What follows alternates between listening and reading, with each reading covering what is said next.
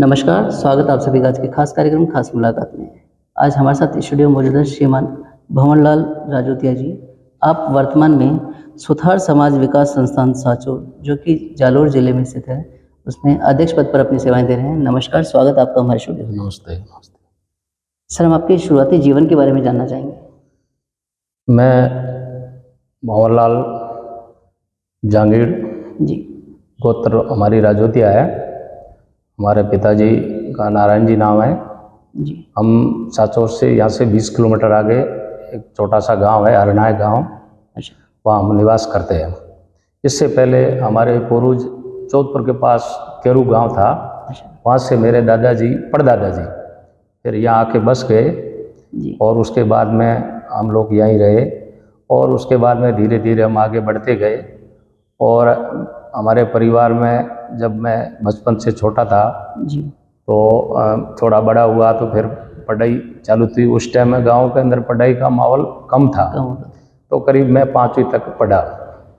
तो फिर पिताजी घर में कमाने वाले अकेले थे, जी तो घर की परिस्थिति ऐसी थी, मैंने भी सपना देखा कि भी मैं भी पिताजी का हाथ बढ़ाऊं और आगे जाके कुछ शहर में जाके कुछ करूं।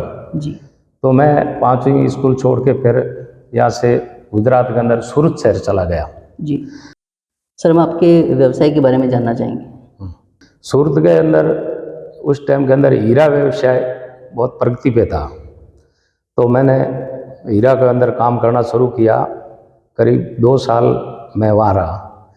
उसके बाद में वो मेरे को अच्छा नहीं लगा, मेरे को वहाँ रास नहीं आया, तो फिर मैं वापस गांव आ गया। जी उसके बाद में मेरे गाड़ी का बहुत शौक़ था, तो मेरे मन में यह था कि मैं गाड़ी चलाना सीखूं। तो फिर इस मोटर लैंड के अंदर मैं आ गया जी और गाड़ी चलाना मैंने सीख लिया। फिर गाड़ी ड्राइविंग चालू कर दी। करते करते उसे कंपनी के अंदर मैंने जॉब किया करीबन 15-20 साल। अच्छा जो हमारे सेठ थे केशव सिंह जी, अभी वो नहीं है। अच्छा उसके साथ हम जुड़ गए थे, उसके साथ हमें बहुत तजुर्बा मिला, जी ठेकेदारी लाइन में बहुत सीखने का मिला। जी उसके बाद में मैंने ये सोचा कि मैं मेरा खुद का व्यवसाय क्यों नहीं करूं। बिल्कुल तो मैंने 95 में 95 में उस कंपनी से अलग होकर मैंने मेरी कंपनी नहीं अलग खोली। फिर रजिस्टर्ड कराया मैंने, और फिर पीडब्ल्यूडी का छोटे मोटे काम, और उस टाइम में ग्राम पंचायतों का काम बहुत निकलते थे। अच्छा तो हमारे गांव के नज़दीक 7-8 ग्राम पंचायतें थी, उसका मैं काम करता। तो हमारा सरपंचों के साथ सीधा लगाव रहता, जी और उसमें ग्रेवल सड़कें वगैरह वगैरह, 4 दीवारी है, बिल्डिंग भवन है, ऐसा काम हम लोग करते। जी सर, अपने व्यवसाय की उपलब्धियों के बारे में बताएं। मेरा व्यवसाय तो मैंने ठेकेदारी का काम शुरू किया, रोड ट्रांसपोर्टिंग का, जी और ट्रकों का काम था मेरे। और मैंने व्यवसाय के अंदर यहाँ सांचौर के अंदर ग्राम पंचायतों के सबसे ज़्यादा मैं काम करता बाहर फील्ड में। जी तो सीधा सरमसों से मेरा लगाव रहता, और उसके अंदर हम लोग अच्छी जो ग्रेवल सड़कें हैं, ये भवन का निर्माण का ऐसा सामग्री हम ट्रांसपोर्ट करते, जी और उसके साथ साथ हम काम आगे करते रहे। जी वो काम मैंने करीब 20 साल तक ठेकेदारी का काम किया। अच्छा उसके बाद में फिर 20 साल के बाद में जब मेरे बच्चे बड़े हो गए, जी उनकी शादी हो गई, जी फिर बच्चे पढ़ाई करने के बाद 10वीं 12वीं पढ़ने के बाद वो महाराष्ट्र के अंदर चले गए। अच्छा तो उसके बाद में मैंने 2018 के अंदर शादी बच्चों की हो गई। 2018 के बाद में मैंने ठेकेदारी बंद कर दी। जी सर, समाज सेवा में आपका रुझान कैसे हुआ? आपके प्रेरणा स्रोत कौन रहे, उसके बारे में बताएं। समाज का रुझान तो क्या है कि मेरा व्यवसाय के साथ यहाँ समाज में आना जाना रहता था। जी तो यहाँ आते, समाज की मीटिंग होती, बूढ़े लोग वहाँ बैठते, समाज की विकास की चर्चा करते। जी तो मेरा लगाव ये ऐसा लगा कि भी मैं नहीं कुछ समाज के लिए कुछ भला करूं, समाज के अंदर मैं सेवा दूं। इसीलिए मैं धीरे धीरे ये समाज में आता गया जी और मेरी रुचि बढ़ती गई। पिछले 15-20 साल से समाज के अंदर कार्य करने के अंदर कोई न कोई मेंबरशिप के अंदर मेरी भागीदारी रही।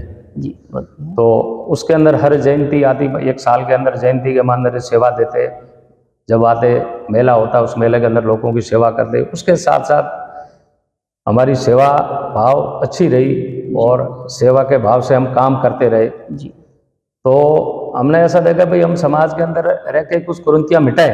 बिल्कुल तो इसीलिए कुछ न कुछ पद जरूरी था। बिल्कुल जरूर। बिना पद तो अपन कुछ कर नहीं सकते। सही। तो मेरी सेवा को देख के समाज ने ऐसा सोचा कि ये बंदा कुछ समाज के लिए ठीक कर रहा है। जी। इसीलिए पिछले 1-1.5 साल से समाज ने जो जयंती होती है उसके अंदर पूर्व कार्यकाल था, उनका कार्यकाल पूरा हो रहा था। जी। तो सर्वसम्मति से निर्विरोध मुझे अध्यक्ष चुना गया। बहुत बढ़िया। सर, समाज में आप किन किन पदों पर रहे हैं और आपके कार्यकाल में क्या क्या उपलब्धियां रही उसके बारे में बताएं। मैं समाज के पद की मुझे लालसा नहीं थी। जी। मेरा एक ही सपना था कि मैं समाज की सेवा करूं। बिल्कुल। वो उससे पहले मुझे कोई न कोई पद देते रहे, कार्यकारिणी के अंदर सदस्य हो, सचिव हो, कोई न कोई पद वो मुझे देते रहे। जी। पर मेरा ये भाव था, मुझे पद की लालसा नहीं थी, मुझे समाज सेवा की भावना थी। जी।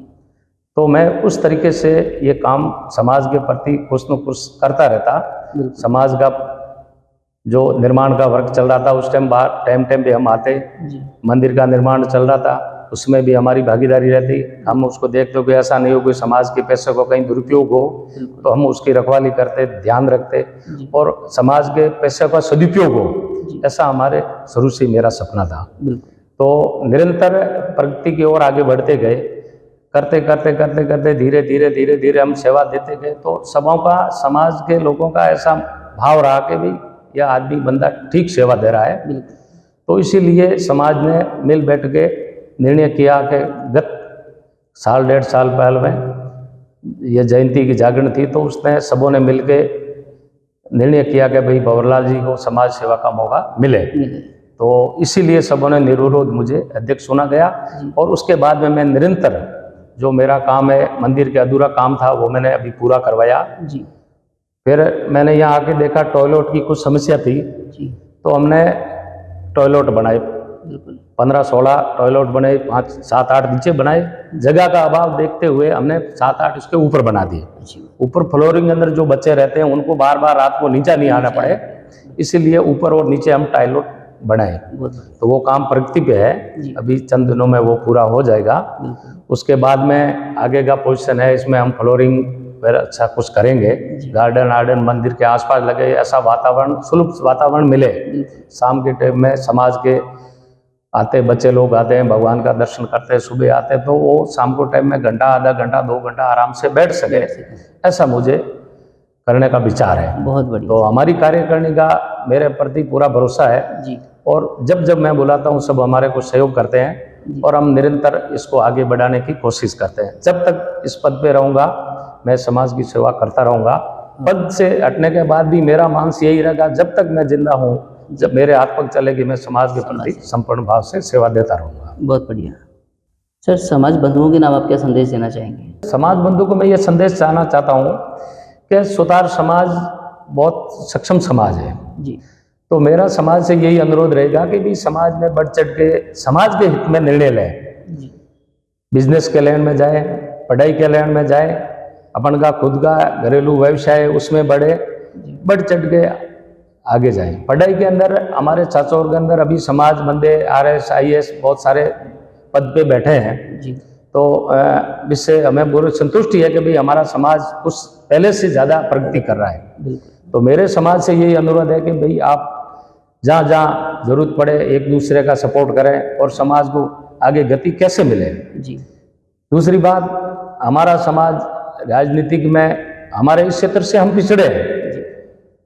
जयपुर साइड में राजनीतिक में अग्रसणी है, पर हमारे साचौर से हम उसमें पिछड़े हैं क्योंकि हम उसमें ज़्यादा रुचि नहीं रखते हैं। हम रुचि उसमें रखते हैं कि अपन का खुद का व्यवसाय और अपन उससे स्वतंत्र है, न कोई राजनीति में। और मेरा मानना ऐसा है कि आज के ज़माने में राजनीति के बिना कुछ होता नहीं। जैसे आज कर्मचारी है, दूसरी कास्ट के जो कर्मचारी है बंदे हो, तो राजनीतिक अप्रोच होती है, वो जब चाहे जहाँ पोस्ट में उनको मिलती है वो चाहे उनके कोई सामने नहीं देख सकता। अपन का सुतार का बंदा होता है, जैसे अधिकारी तहसीलदार है, SDM है, बहुत पोस्ट पे हमारे यहाँ भी आके गए हैं सुतार समाज से। तो फिर उसका बैकग्राउंड पीछे राजनीतिक अप्रोच नहीं है, तो उनको फिर वो राजनीति के प्रभाव से उनको हटा देते हैं। तो मेरा ये मानना है कि उसके शिक्षा के साथ साथ राजनीतिक में भी अपनी पकड़ हो, ताकि अपन जैसे जालोर से पुकराजी पारासर है जी, अपने समाज के बंदे हैं। ये संस्था है, पहले अपन का इनका पट्टा नहीं था, जी तो पुखराज जी ने और यहाँ राजनीतिक जो एमएलए थे वगैरह, तो उन लोगों ने अभी गत लाल साल 2 साल पहले में इस भूमि का भूखंड का पट्टा राजस्थान सरकार से हमें अलॉट कराया। इसलिए हम पुखराज जी का बहुत बड़े आभारी है। बहुत बढ़िया। और इसके साथ साथ हमारी इच्छा ही है कि भाई राजनीति में भी आगे बढ़े, पढ़ाई में भी आगे चले जी और साफ सुथरा समाज रहे। ये मेरी सबसे विनती है और यही मेरी भावना है। बहुत बढ़िया सर। हम आपके परिवार के बारे में भी जानना चाहेंगे। मेरे परिवार के बारे में, मेरे परिवार में मौजूद मेरे पिताजी अभी नहीं है, मेरी माताजी मानी देवी अभी विराजमान है और हम 5 भाई हैं जी और 4 मेरी बहनें हैं और वो सब शादीशुदा अपने घर पे है। और मेरी शादी के बाद में मेरे भी 3 बच्चे हैं जी और 2 बच्चे हैं। जी बच्चे शादीशुदा है, बच्चे सब शादीशुदा है। बहुत बढ़िया। बड़े वाला बच्चा महाराष्ट्र में नागपुर में काम करता है, फर्नीचर लैंड में करता है। जी माजिसा वुड्स करके उसकी कंपनी चलती है। अच्छा उससे छोटे वाले 2 बच्चे हैं, जी वो पूना में रहते हैं। पूना के अंदर विनायक स्टील करके एक फर्म चलती है। जी एक राम प्रोफाइल करके छोटा बच्चा है श्री राम, वो चलाता है। बहुत 3 ही भाई है, 3 ही ब्रांच है, बहुत बढ़िया। 3 ही शादीशुदे हैं और 3 ही कॉमन परिवार सब सम्मिलित रहते हैं। बहुत बढ़िया। परिवार कोई अलग नहीं है। और महीना 2 महीना मैं भी वहाँ साइड पे जाता हूँ और उनसे साथ मेरा भी जुड़ाव रहता है कि भाई बच्चे क्या काम कर रहे हैं, कैसा कर रहे हैं, तो उसको मेरा भी आना जाना रहता है। जी और बड़ा पोता है मेरा भी 19-20 साल का है, वो आर्किटेक्ट कर रहा है पूना से, आर्किटेक्ट कर रहे हैं आर्किटेक्ट कर रहा है। पूना से। हाँ, परवीन राजोतिया है, तो वो सुम्बेश कॉलेज है, नामी कॉलेज है पूना की, उसके अंदर वो अध्ययन कर रहा है। जी और छोटे है पोते, वो भी पढ़ाई कर रहे हैं। ये मेरा भरा पूरा परिवार है। बहुत बढ़िया, बहुत बधाई। बंधुओं, आज हमने समाज में काफ़ी अहम बातें जानी, जिनके लिए आपका बहुत बहुत धन्यवाद।